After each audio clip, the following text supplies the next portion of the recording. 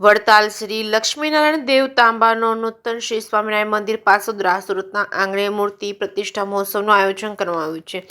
વડતાલના શ્રી લક્ષ્મીનારાયણ દેવ તાંબાનો નૂતન શ્રી સ્વામિનારાયણ મંદિર પાસોદરા સુરતના આંગણે મૂર્તિ પ્રતિષ્ઠા મહોત્સવનું આયોજન કરાયું છે. મૂર્તિ પ્રતિષ્ઠા મહોત્સવ અંતર્ગત શ્રીમદ ભાગવત રાત્રિ સપ્તાહ પારાયણનું આયોજન કરાયું છે, જેમાં પારાયણના વક્તા પદે ઘર સભાના માધ્યમથી સરદાર નિવાસી સંપ્રદાયના વક્તા પરમ પૂજ્ય સદગુરુ નિત્યમ સ્વરૂપદાસજી સ્વામી તથા પૂજ્ય હરિકૃષ્ણદાસજી સ્વામી તેમજ બિરાજી પોતાની આગવી શૈલીમાં સત્સંગની સૌમધુર સુરાવલી સાથે કથાનું રસપાન કરાવી રહ્યા છે. જે કે સાથે સુનિલ ગંચાવાલા, સુરત. હલો ભક્તજનો, જય શ્રી સ્વામિનારાયણ, જય શ્રી કૃષ્ણ, જય શ્રી રામ, ભારત માતા કી જય.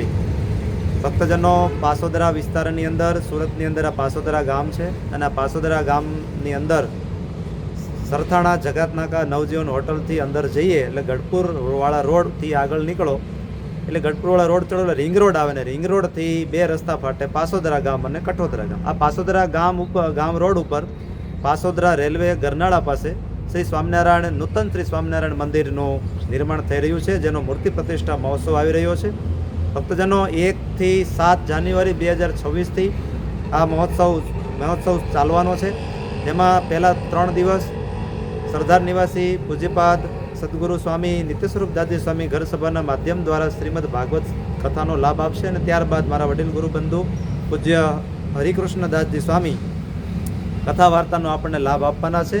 તો દરેક ભાવિક ભક્તજનોને શ્રીમદ ભાગવત સપ્તાહ કથા વાર્તાનું આયોજન છે. તમામ હરિભક્તોને ભાવભર્યું આમંત્રણ પાઠવીએ છીએ કે તમામ ભક્તજનો આ ભાગવત કથાનો લાભ લેવા માટે પધારજો. વ્યાસ ભવનીએ લખેલા આ ભાગવતની અંદર ભગવાન શ્રી કૃષ્ણ પરમાત્મા અને રામચંદ્ર ભગવાનની અપાર લીલાઓનું વર્ણન છે.